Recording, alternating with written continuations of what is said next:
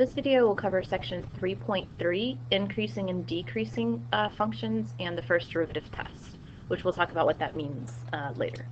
All right, so what we're first going to do with these two functions here is to classify all relative minima or relative maxima. Okay, remember relative means a local max or min, not the absolute. So we could have a relative be the absolute, but we're looking for all relative mins and maxes on the interval. And then we want to identify the open intervals in which the function is increasing or decreasing. So if we look at this first example here, if we start on the left and we kind of trace along here to see what's happening, so I'm going to trace along here, then we can see that our pen is going down, so therefore we are decreasing. Then once we hit this valley here, we start to change direction. So we're going to call this little section as negative slope, which means that we're decreasing. Then once we hit this valley at -2, our function begins to increase until it hits 0, so this is positive slope. Then it begins to decrease again from 0 to 2, so negative slope, and then hits a valley and changes sign and starts to increase again. Okay, so I've pretty much identified this by the graph, but we want to go ahead and label our minima and maximum, and then write down the intervals, which is increasing or decreasing.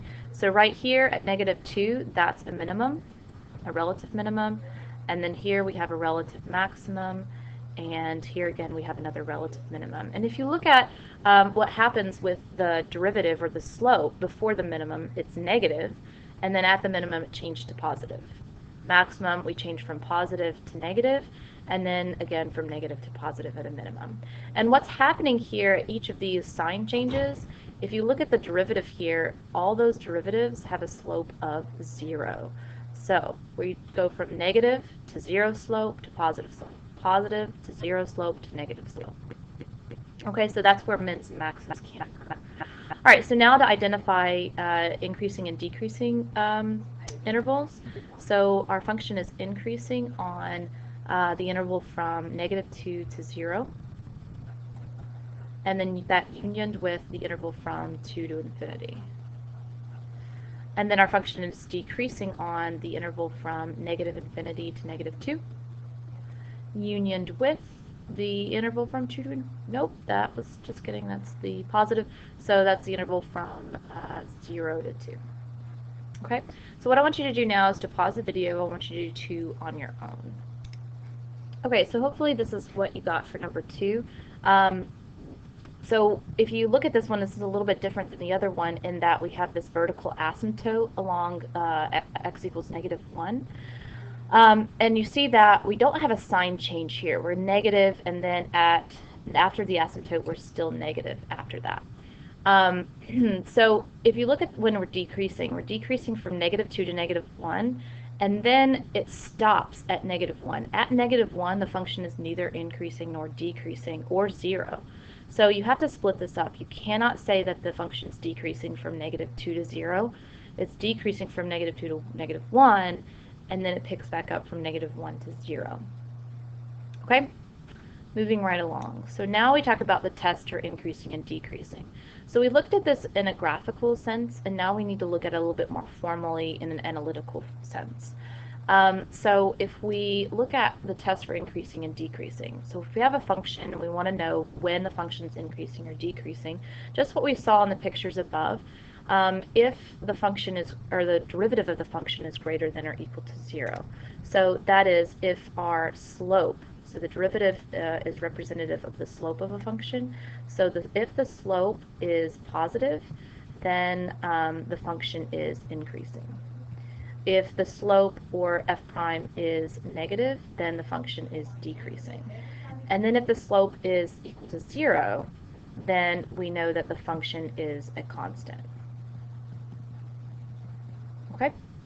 So a function changes from increasing to decreasing, or vice versa, at a relative, min, or max. So just like the pictures that we saw up here, if I change from increasing to decreasing, or decreasing to increasing, then you have mins and maxes occurring there. Okay? Another thing to note is a function is called strictly monotonic on an interval if it is either increasing on the entire interval or decreasing on the entire interval. That's going to come more in handy later, but that's just something to remember for now. Okay, so let's try an example where we don't see the graph, and we want to find the open intervals on which this function is increasing or decreasing. So the first one we had a graph and it was very easy, but now we don't. So when we had the graph, what did we look for increasing or decreasing? We were looking at the slope. When is the slope negative? When is the slope positive? And you can see it changes from positive to negative where I have maxes and mins occurring. So what you want to do is you want to figure out where the derivative is negative or positive. So the first thing we want to do is calculate the derivative of the function. So that's going to be 3x squared minus 3x. Okay, so in order to find where this is, where our derivative is negative and positive, we're looking at where it could change sign. That's occurring where the function is equal to 0. And if you remember from the last lesson, I think 3.1 or 3.2, we talked about critical numbers. Remember, a critical number is where the derivative is equal to 0 or undefined, because we could also have a potential sign change where the derivative is undefined. Look at number 2. Our derivative was undefined at -1. Now, we did not have a sign change, but we could have had a sign change. So when we look for maxes and mins, we want to look for where the derivative is 0 or undefined. So we're looking for critical numbers. So I'll kind of put like a step 1, find critical numbers.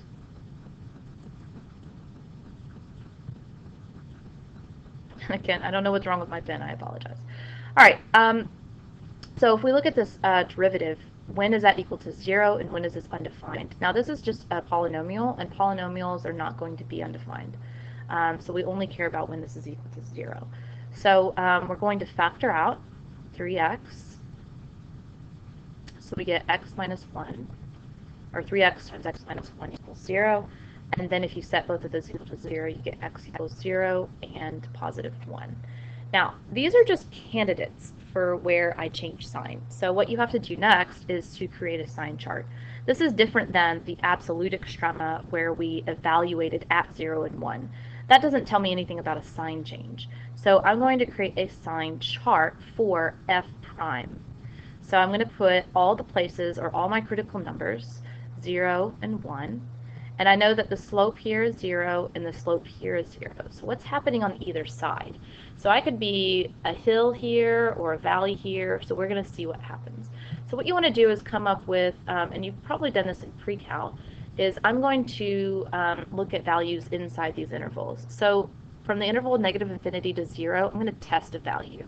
So I'm going to test any value between negative infinity and 0. I'm going to test -1 because that's the easiest. Now, I labeled my sign chart as f prime. That's important because I'm looking at what f prime is doing here, not f. So at -1, what is f prime doing? If I put in -1 into my function, 3 times -1, that's a negative. And then -1 minus 1, that's a negative. So a negative times a negative is a positive. Okay, so just to recap there again, all I did is I plugged in -1, and I'll do that down here. I plugged in -1 for x into my derivative. So I have 3 times -1. And I really don't care about what the value is, I just care about the sign of the value. So 3 times a negative is a negative, and then negative minus 1 is also a negative, therefore I have a positive there. Okay, so I wrote this one out for you for -1. I'm not going to do it for the other ones, we're just going to do it in our head. Okay, so from 0 to 1, the best candidate to do there is probably 1/2. So 3 times a half, that's a positive. A half minus 1, that's a negative. So positive times a negative is a negative. Then test 2. So 3 times 2 is positive, 2 minus 1 is positive, positive times positive is a positive. Okay, so what I'm showing here, this is the derivative. So this is representing the slope of f. Okay, so the slope of f from negative infinity to 0 is positive. So what I'm going to show here in a different color is if we talk about what f is doing, if f prime is positive, that means that our function is increasing. If f prime is negative, that means our function is decreasing, and then increasing again. So you can kind of see, and if the slope is 0, that means it kind of has a maximum here, And then here the slope is 0, so it's going to bottom out. So our function's going to have some kind of this general shape. So now you have the intervals for which the function is increasing or decreasing. Now this is very important that you write your answer in a complete sentence here. So make sure you model exactly how I'm writing my answer. Make sure you model your answer, because the AP test is all about justification. You can't just say f is increasing from negative infinity to 0. You have to state why using the test for increasing or decreasing here. Okay, so what we're going to write is we're going to first say, if I can get to the right place, there we go. All right, so f, I'm going to say f is increasing on the interval from when f prime is positive from negative infinity to 0, unioned with 1 to infinity. Now again, you cannot stop there. You have to state a reason why. Okay, so because, and why did we know that? We looked at our sign chart. You can't just say because the sign chart told me so. That's not justification. You have to state what about the sign chart. We saw that f prime is greater than 0. Or you could say f prime is positive. But that's enough. Okay, but you have to include that because statement. All right, so then we need to know when f is decreasing. So f is decreasing on the interval from 0 to 1. Why? Because f prime is less than 0. Okay, so that's how you want to state your final answer. Okay, so that was talking about when a function is increasing or decreasing, but we could also see, looking at our sign chart, we could also see where we have mins and maxes occurring. So the question didn't ask us about this, but we're going to get there when a function has a maximum or a minimum. So looking here, we see we have a maximum at 1, or 0, I'm sorry, and a minimum at 1. So now we're going to look at, that really leads us into what the first derivative test is. So the first derivative test is basically everything that we just did, just talking about maxes and mins. So it uses the first derivative of a function to find the relative extrema of that function. So if the sign of f prime changes from positive to negative, then f has a relative maximum. Okay? If the sign of f prime changes from negative to positive, then f has a relative min. And then if the sign of f prime does not change, then f has no relative extrema there. Okay, so it is possible that you have a slope of 0, but the slope or but there be no maxes or mins. Let me give you an example, kind of like the function x cubed. Okay, if you look at this function, I'm increasing here, and then right in here we have a slope of 0. But then I'm increasing again. So what you're looking for with critical numbers, this would pop up as a critical number wherever that is, because you have a slope of 0 there. But when you do a sign chart, you can see I go from positive to positive, there is no relative max or min there. So I just want you to see that example to know why we do the sign chart. Okay, so now we're going to do example 2. We want to find the relative extrema of this function, and it says on the interval from 0 to 2 pi. Okay, because we're dealing with a trig function. So the very first thing we want to do is find our critical numbers, and to do that we need to find f prime. So f prime is going to be 1/2 minus cosine x. Then we want to set this equal to 0 and where it's undefined. So when we set this equal to 0, let's solve that in just a second, but undefined, cosine is never undefined. It's always defined. So we only are concerned with when this is equal to 0. So this is when cosine of x is equal to -1/2. So on the interval from 0 to 2 pi, when is cosine of x equal to -1/2? Okay, so if you struggle with this, this is something that you're going to need to remember and memorize is your trig identities. So cosine is equal to -1/2 on pi over 3 and 5 pi over 3. 2 places from 0 to 2 pi. Okay, now when I do a sign chart, you can't just plug in any value. You're restricted within 0 to 2 pi. So for my sign chart, I'm going to kind of do an open interval from 0 to 2 pi. And then we have pi over 3 and 5 pi over 3. Okay, so you want to test f prime at values within this interval. So think of a value between 0 and pi over 3. I would use either pi over 4 or pi over 6. Pi over 4 I think is easier, so that's what I'm going to use here. Okay, so pi over 4, if we plug that into the derivative here, so 1/2 minus cosine of pi over 4. That would be 1/2 minus cosine of pi over 4 is root 2 over 2. So 1 minus root 2, 1 is smaller than root 2, so therefore this is going to be a negative. Okay, from pi over 3 to 5 pi over 3, the easiest value to test there is pi. So I'll kind of say this is pi over 4. This is kind of my side work here. At pi, we have 1/2 minus cosine of pi. And cosine of pi is -1, so that'll be 1/2 plus 1, so that's a positive. And then between 5 pi over 3 and 2 pi, we'll test 7 pi over 4. And 7 pi over 4 is actually going to be the same as pi over 4, so it'll be 1/2 minus root 2 over 2, which is a negative. Okay, so our function is going to be first decreasing, then increasing, then decreasing. So, as our first derivative test says, if my sign change goes from negative to positive, then I'm going to have a minimum. Positive to negative will be a maximum. So, to write this, we want to say f has, let's say, a relative minimum at x equals pi over 3. Because, not because f is increasing or decreasing, but because it changes from negative to positive. And I just said it.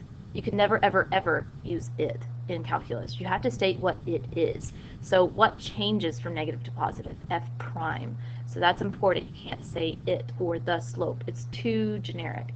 So you have to say because f prime changes from negative to positive. Okay, and then we're going to do the same thing with a relative max. So f has a relative max at x equals 5 pi over 3 because f prime changes positive to negative.